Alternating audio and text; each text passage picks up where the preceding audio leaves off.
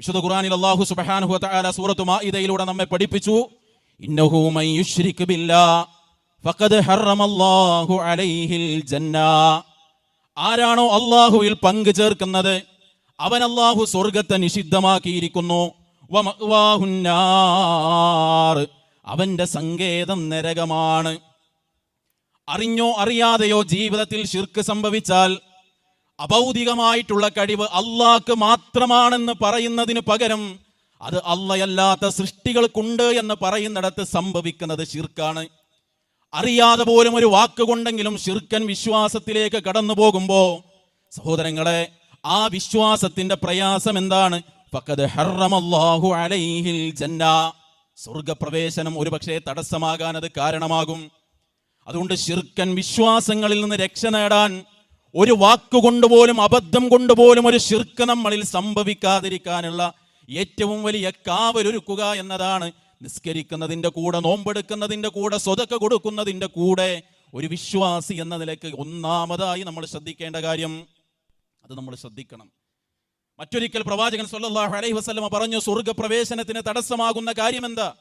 നബി സ്വല്ലല്ലാഹു അലൈഹി വസല്ലമ പറഞ്ഞു, കുല്ലു ഉമ്മത്തി യദ്ഖുലൂനൽ ജന്ന, ഈ ഉമ്മത്തിലെ എല്ലാവരും സ്വർഗ്ഗത്തിലേക്ക് പ്രവേശിക്കും, ഇല്ലാ മൻ അബാ, വിസമ്മതിച്ചവൻ ഒഴികെ.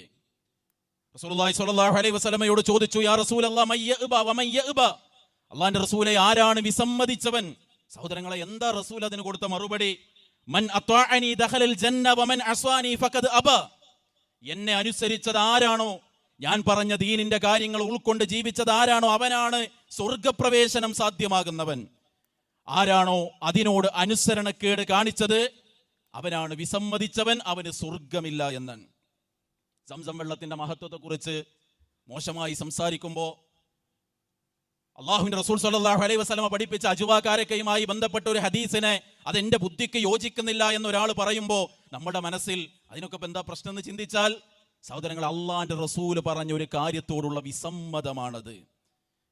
സംസം വെള്ളം കുടിച്ചവന് അവന് രോഗത്തിന് ശമനമുണ്ട് എന്ന് പറയുന്ന അള്ളാഹിന്റെ തൗഫീഖ് ഉണ്ടെങ്കിൽ അവന്റെ രോഗശമനത്തിനും അവൻ ആഗ്രഹിച്ച കാര്യം നടക്കാനും അത് കാരണമാണ് എന്ന് റസൂലുള്ളാഹി സ്വല്ലല്ലാഹു അലൈഹി വസല്ലമ പഠിപ്പിച്ച വചനമാണ്. അതിനോടുള്ള വിസമ്മതം ഈ ദുനിയാവിലെ ഒരു നഷ്ടമാണ് നമുക്കുണ്ടാക്കുന്നതെങ്കിൽ അതിനെ നമുക്ക് ഉൾക്കൊള്ളാം. പക്ഷേ റസൂലുള്ളാഹി സ്വല്ലല്ലാഹു അലൈഹി വസല്ലമ പറഞ്ഞത് ആ വിസമ്മതം കൊണ്ട് സ്വർഗമാണ് അവന് നഷ്ടമാവുക എന്നാണ്. സഹോദരങ്ങളെ, നിസ്കരിച്ചത് സ്വർഗം കിട്ടാനാണ്, സ്വതക്ക കൊടുത്തത് സ്വർഗം കിട്ടാനാണ്, പ്രതിസന്ധികൾ അനുഭവിച്ചും മുജാഹിദായി ജീവിക്കുന്നത് സ്വർഗം കിട്ടാനാണ്. പക്ഷെ ഇങ്ങനത്തെ ഒരു വാക്കും ചിന്തയും പ്രവൃത്തി കൊണ്ട് ആ സ്വർഗം നമുക്ക് നഷ്ടമായാൽ അത് ഏറ്റവും വലിയ നഷ്ടമാണ്.